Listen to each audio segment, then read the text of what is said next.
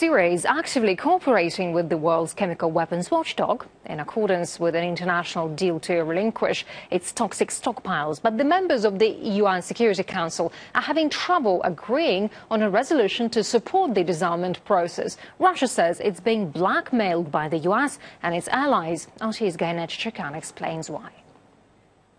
The U.S. says they will stop the work towards securing Syria's chemical weapons if Russia does not sign off on a UN Security Council resolution based on Chapter 7. That would allow use of force. Sergei Lavrov said this is not something that he and U.S. Secretary of State John Kerry agreed on in Geneva. The Russian foreign minister said instead of using this agreement brokered by Russia to get rid of Syria's chemical weapons, the U.S. is now trying to achieve other goals. Take a listen. Our American partners are starting to blackmail us. They say if Russia does not agree to a Chapter 7 resolution in the UNSC, we will stop working with the chemical watchdog in The Hague. This completely counters what we agreed on with John Kerry, namely the chemical watchdog's decision, and then a supporting resolution from the UNSC, but without Chapter 7. Sergei Lavrov also talked about the conflicting interpretations of the UN investigators' report. The report gave description of substances and shells UN experts saw on the ground in Syria, but no indication of who used the chemicals in August 21st attack near Damascus. Russia says it's looking at the evidence that rebels have used sarin gas. There is a report by Israeli experts saying the rebels took control over the areas with chemical weapons facilities at least twice, and they may have gotten hold of it.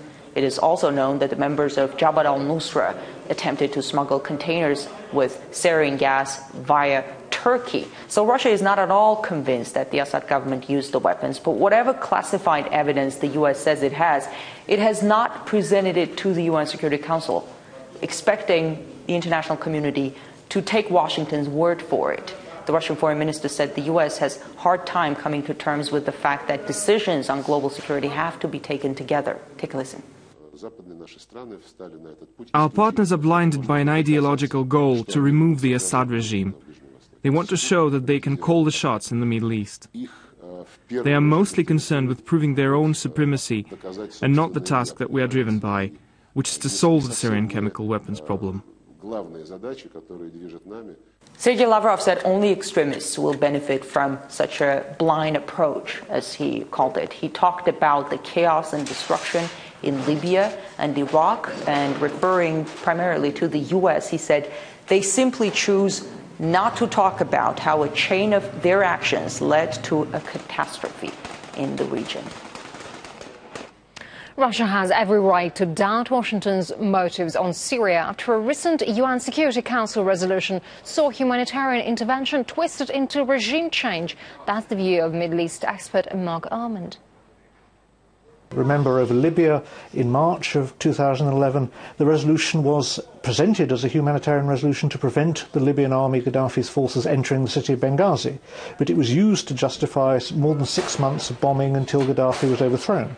And in July, the British Prime Minister David Cameron said that over Syria, we don't want a resolution like the one on Libya that would enable us to engage in regime change. He was trying to reassure Russia and China. But precisely because back in March of 2011, David Cameron, Obama, President Sarkozy said this was just a humanitarian resolution to deal with the immediate crisis in Benghazi.